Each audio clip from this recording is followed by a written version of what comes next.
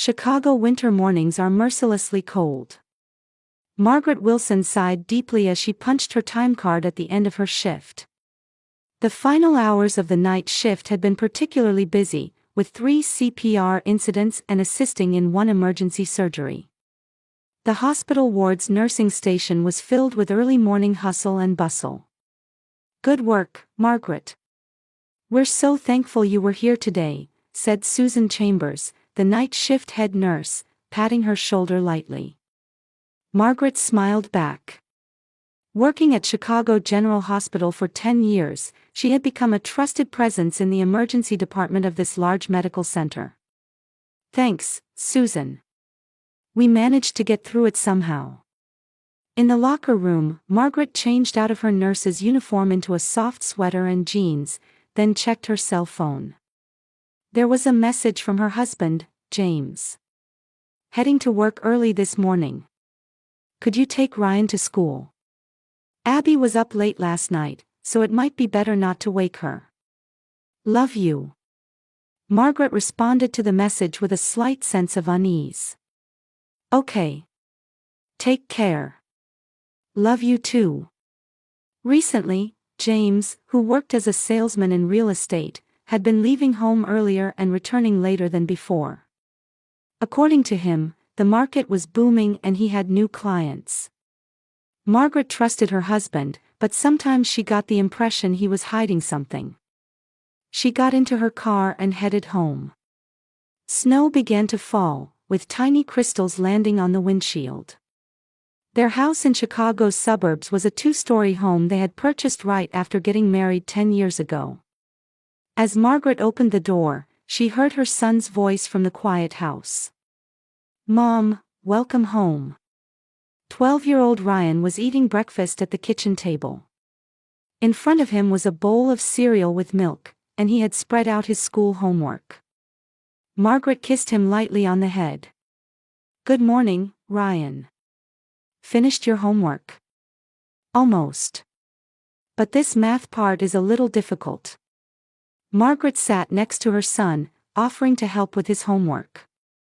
Ryan was a bright, intelligent boy who excelled in science and history but struggled a bit with math. "Where's Dad?" Ryan asked. "He said he left early for work. Seems he has a new client." Ryan was about to say something but swallowed his words. Margaret noticed but didn't press him. Her son seemed more contemplative lately. She thought it might be the beginning of adolescence. "Is Aunt Abby still sleeping?" "Looks like it. Dad's message said she was up late last night, so it's better to let her rest." Margaret's sister Abby had divorced 4 months ago and was temporarily staying with them. Her marriage had lasted just 3 years. She had made the decision after discovering her husband's infidelity. Margaret wanted to give her sister time and space to start a new life. "Ready for school?" "It's time for the bus," Margaret said, looking at the clock. Ryan hurriedly stuffed his homework into his bag and put on his jacket. Margaret handed him a sandwich for lunch. "Have a good day. Come straight home after school." "Okay, Mom. I might be a little late today because I'm studying math with my friend Mike." Do you know some people earn over $10,000 a month just by posting Reddit stories on YouTube? No face, no voice, just a laptop. I do it too, link below if you're curious. Margaret hugged her son and watched him leave the house. After finishing some chores, she gently knocked on Abby's door upstairs. When there was no answer, Margaret opened the door slightly and peeked in. The room was empty. The bed was neatly made, and Abby was nowhere to be seen. Margaret frowned. It was unusual for her sister to go out so early in the morning. She started to contact her by phone but stopped herself from sending a message. Abby was an adult.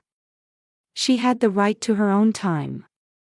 Margaret dragged her tired body to bed. Sleep after the night shift was precious. But before falling asleep, she couldn't help thinking about her family. Something felt off lately. The subtly changed atmosphere in the family. James's return times. Abby's strange behavior. Ryan's silence.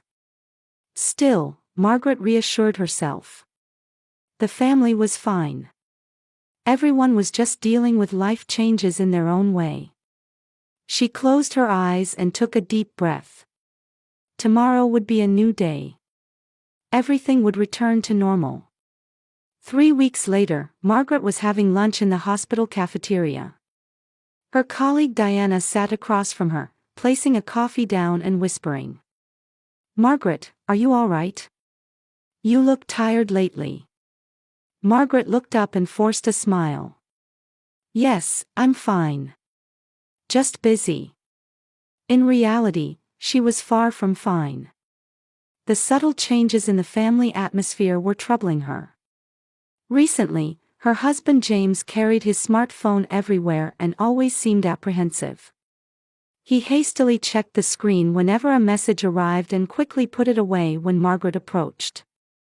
His explanation was that he was under pressure with ongoing deals with important clients, but Margaret felt there was some other reason. "Really? How are things at home? Is Abby still living with you?" Diana's question seemed to carry some implication. "Yes, she still is. She seems to be trying to get her life back on track lately." Margaret thought about her sister. Abby had clearly changed recently. Previously, she had been unable to recover from the pain of divorce and often stayed in her room, but now she spent time on makeup every morning, bought new clothes, and went out more frequently. When Margaret asked, "Has something good happened?" Abby deflected the conversation saying, "I'm just trying to think positively about life." Margaret looked into Diana's eyes. "Do you know something?" Diana shifted uncomfortably in her chair. "No, not really. I'm just concerned." Margaret sensed that there was truth hidden in her friend's words, but she didn't pursue it further. She remembered Ryan. Her son had changed too. After returning from school, he used to eat snacks in the kitchen while telling her about his day, but now he often silently retreated to his room. The previous evening, Margaret had knocked on Ryan's door. "Ryan, dinner time." "I'm not hungry," came her son's voice from inside. Margaret opened the door and entered Ryan's room. He was sitting on the bed, hugging his knees. "What's wrong? Is there a problem?" Ryan didn't look up and shrugged. "Nothing. Did something happen at school? Are you being bullied?" "No. It's just..." He stumbled over his words. "I don't understand grown-up business." Margaret frowned at those words. "What do you mean?" Ryan fell silent and said in a small voice, "Nothing." Margaret was brought back to reality by Diana's voice. "The doctors have noticed changes in you too. You're usually so careful, but yesterday you almost made a mistake in a patient's records." Margaret blushed. Indeed, yesterday she had lacked concentration. She had almost written medication for one patient in another patient's record. Fortunately, Dr. Carter, the chief physician, noticed her mistake and corrected it. "I'm sorry. I'll be more careful." Diana took her friend's hand. "Margaret, if something's wrong, why not talk about it?" Margaret took a deep breath, hesitating whether to confide her worries. But she didn't know what to say. She herself didn't yet understand the situation. "I'm really fine. Just a bit tired." That night, Margaret was preparing for her night shift. James had said he would be late from work, so she asked Abby to handle Ryan's dinner. "Of course, sis. Don't worry," Abby answered cheerfully. Margaret found her sister's behavior strange, so different from before. She who had once seemed depressed now appeared unusually bright.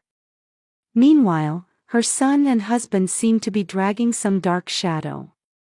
Margaret couldn't understand what was happening in her family. Arriving at the hospital, her colleague Susan greeted her with a worried face. Margaret, do you have a moment? They moved to a corner of the nursing station. Susan looked around and began speaking in a low voice. About your husband. Margaret's heart raced. James? What happened? Last Saturday, when I was at the mall, I saw him. The woman he was with. Abby? Margaret's voice trembled. Susan looked surprised. You knew? No, just.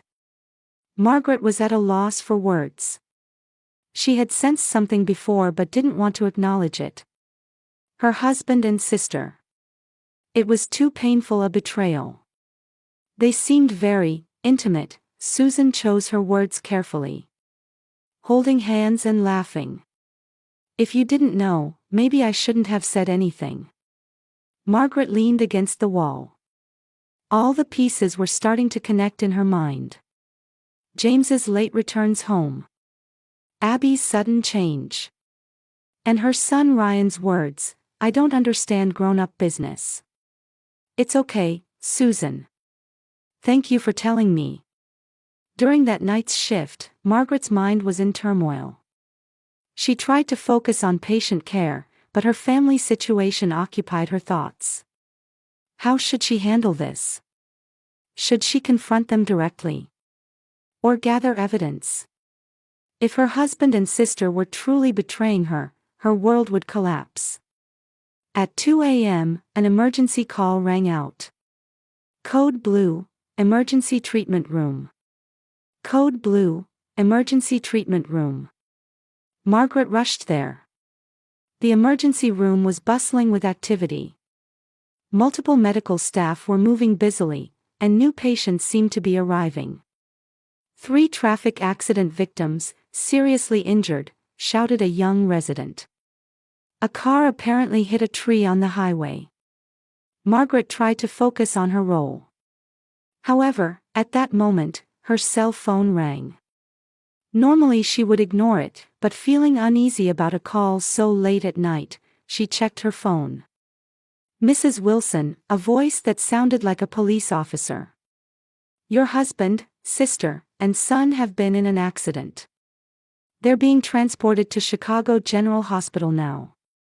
Margaret's world stopped. I'm there now. She hung up and walked to the emergency room on trembling legs. Margaret's feet moved as if they weren't her own. She pushed open the doors to the emergency room. It was overflowing with medical staff, tense voices, and machine warning sounds intermingling.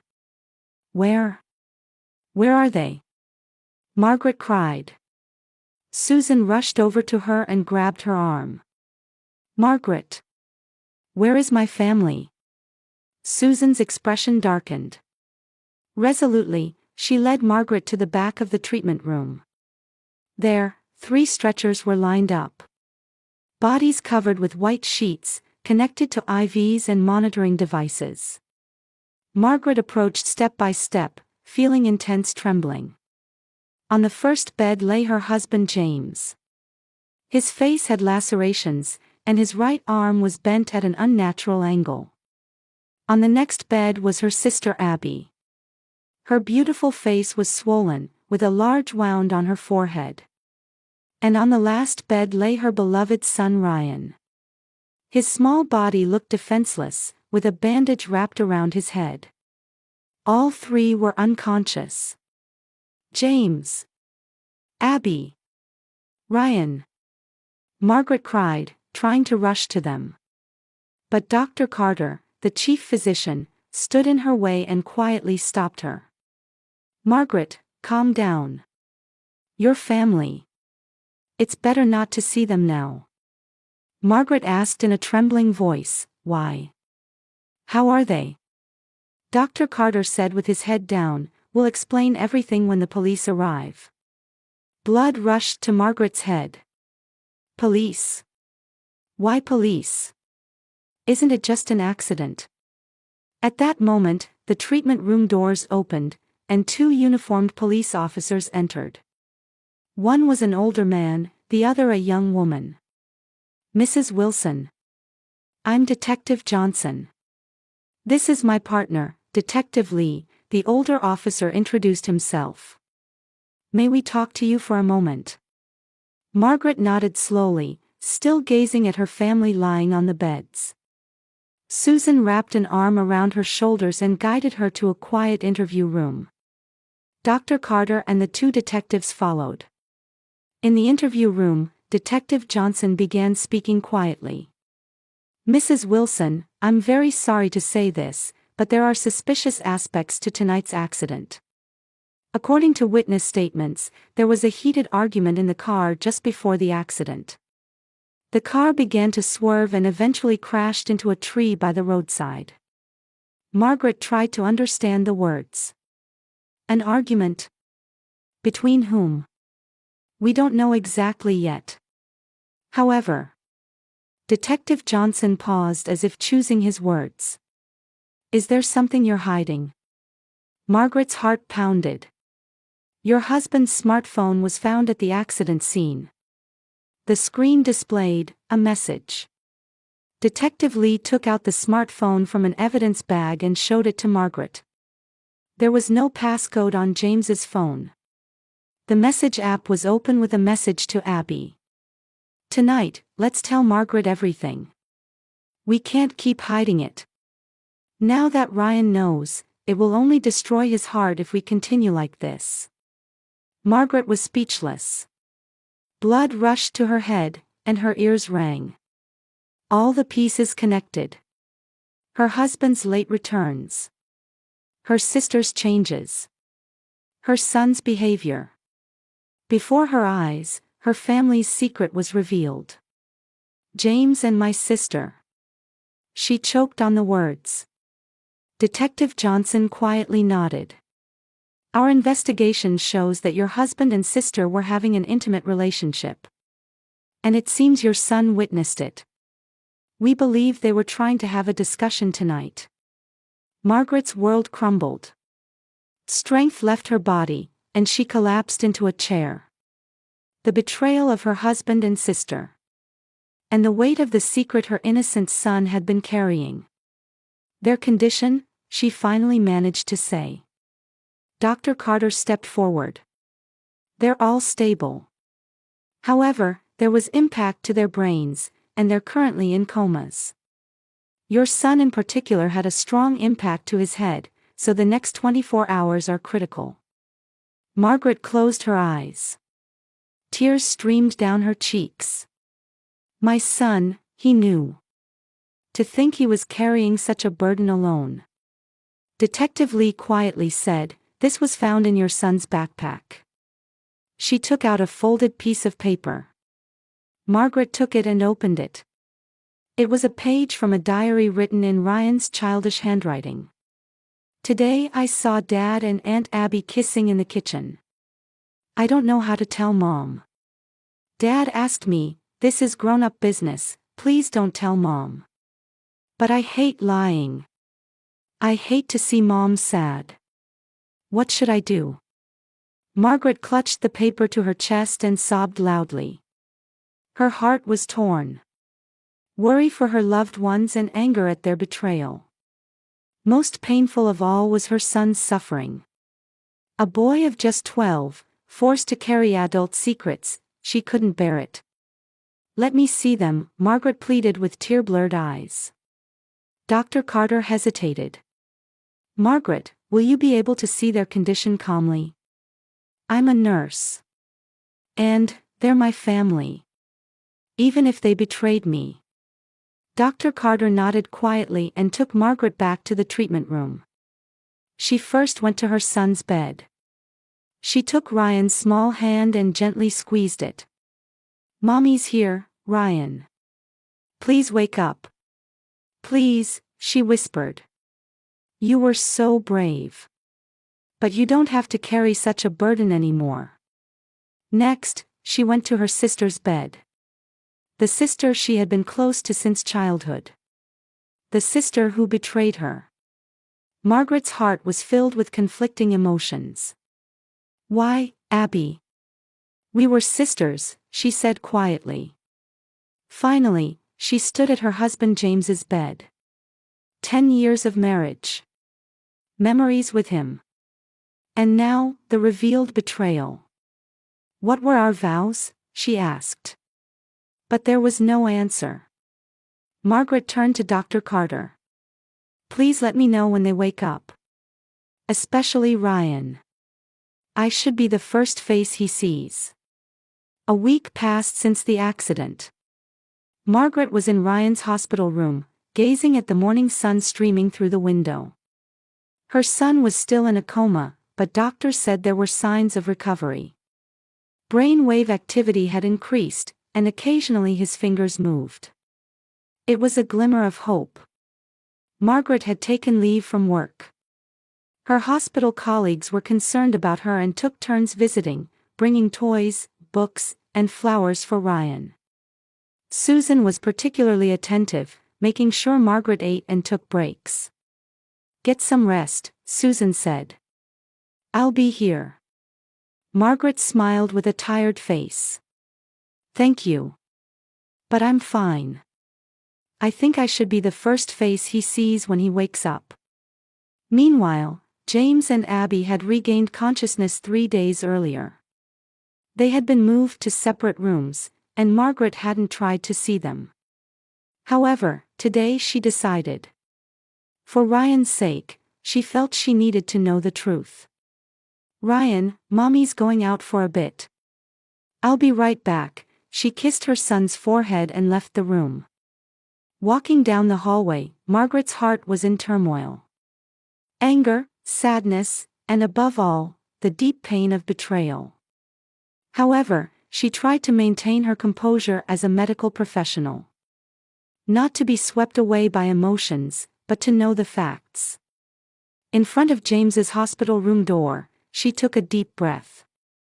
After knocking, she entered to find her husband lying in a bed by the window. His face still bore injuries, and his right arm was in a cast. Seeing Margaret enter, his eyes widened. Margaret. His voice was weak. In the adjacent bed sat Abby.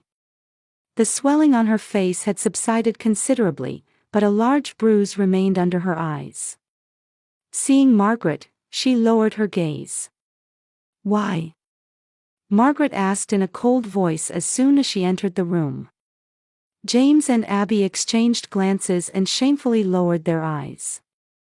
Margaret, let me explain. James began. At first it was just comfort. Abby was hurt from the divorce. Comfort. Margaret's voice trembled. Is having an affair with my sister comfort? Abby said through tears, Sis, I'm so sorry. This wasn't the intention. But when I realized. And my son found out, Margaret was shaking with anger. What did he see? How much do you think he was hurt? The truth was revealed. A month ago, Ryan had come home early on an early dismissal day from school. As he quietly entered the house, he heard giggling from the kitchen. When he peeked in, he saw his father and aunt embracing and kissing. Ryan froze. His father noticed him and hurriedly tried to explain. Son, it's grown-up business. Please don't tell Mom. Since then, Ryan had been suffering from confusion and guilt. He loved his mother but feared that telling the truth would destroy the family. He withdrew, lost his appetite, and couldn't concentrate at school. On the day of the accident, Ryan couldn't bear it anymore and declared to his father and aunt that he would tell Mom everything. A panicked James tried to persuade Ryan in the car, and Abby accompanied them. The heated argument in the car caused the accident. Because of your selfishness, my son became the victim, Margaret choked on the words. All he wanted was for me to know the truth. James wept. I won't ask for forgiveness. But Ryan. I never meant to hurt him. But he was hurt, Margaret said coldly. Because of you too. Abby looked up. Sis, how is Ryan? Still in a coma. but the doctors say there are signs of recovery. A tense silence filled the room. Anything from the police? James fearfully asked. It's being handled as an accident. Your driving mistake was the cause. Of course, the message on your cell phone is on record. James lowered his face. I've consulted a lawyer. I intend to start divorce proceedings. I'll pay sufficient child support and compensation to you and Ryan. It's not about money, Margaret said quietly. You betrayed 10 years of marriage and my trust. Sis, Abby said in a trembling voice. We don't intend to continue the relationship. It was a mistake. But we never meant to hurt you. Margaret stared at Abby. The sister she had grown up with since childhood. The sister who had cried with joy at her wedding. And now, the sister who had taken her happiness. You made your choice. And I'll make mine. A new life for Ryan and me. She said nothing more and left the room. In the hallway, she leaned against the wall and took a deep breath. Suppressing her anger and sadness, she returned to Ryan's hospital room. As she entered, doctors were gathered around her son's bed. Margaret's heart nearly stopped. What happened? She cried. Dr. Carter turned around, and surprisingly, he was smiling. He's awake, Margaret. Margaret rushed over. Ryan's eyes were open. He looked weak and confused, but definitely conscious. Ryan. Margaret took her son's hand. It's Mom, do you understand? Ryan nodded slowly. Mom. His voice was hoarse. The doctors continued their examinations and eventually left the room. Dr. Carter stayed back last and explained to Margaret. It's miraculous. There's no significant damage to his brain, and he has a good chance of full recovery. Of course, rehabilitation will be necessary, but being young, his recovery should be quick. Margaret wept. This time they were tears of joy. Thank you, Doctor. After Dr. Carter left the room, Margaret sat beside her son. Ryan looked at his mother and trembled his lips. Mom, I'm sorry about not telling you about Dad and Aunt Abby. Margaret gently stroked her son's hair. You did nothing wrong. Instead, I'm sorry you had to carry such a burden alone. But it's okay now. Mom is here.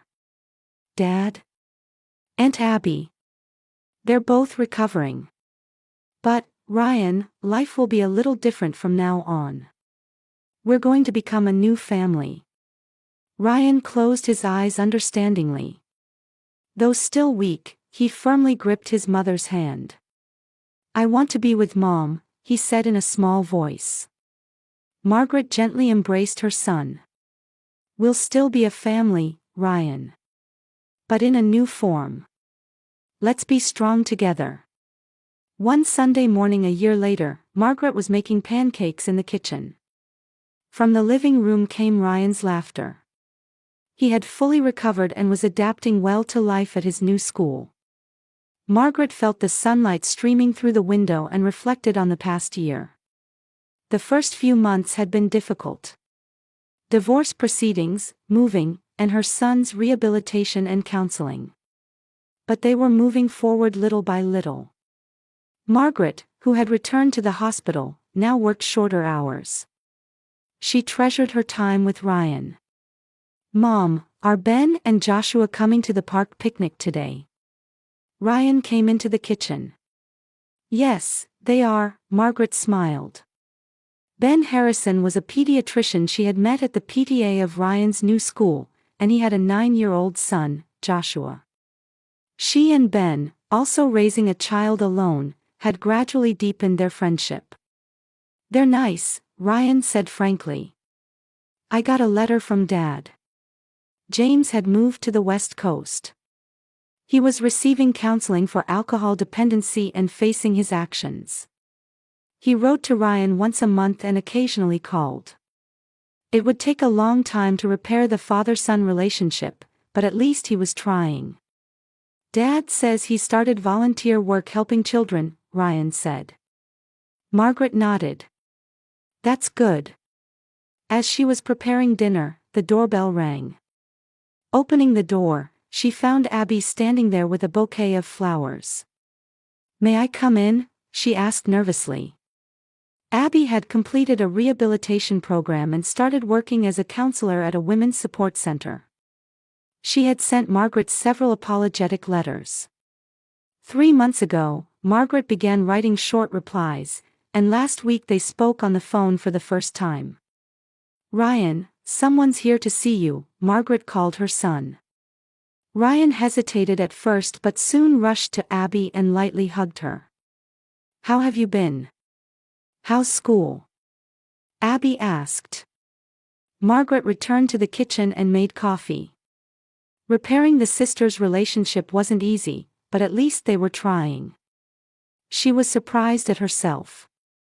What once seemed unforgivable now seemed possible. It wasn't weakness, but strength. At night, after Ryan was asleep, Margaret opened her diary. Today, Abby came to the house. Something I couldn't have imagined a year ago. The wounds haven't completely healed, but we're moving forward. Life sometimes takes unexpected directions. But what matters, I think, is whether you have the courage to stand up after the storm. She looked out the window. A new moon was floating in the sky. The Chicago night was quiet, somehow peaceful. Tomorrow is a new day. And she and Ryan would overcome whatever days might come, together. Every ending is also a new beginning. Margaret etched this in her heart as she turned off the lights.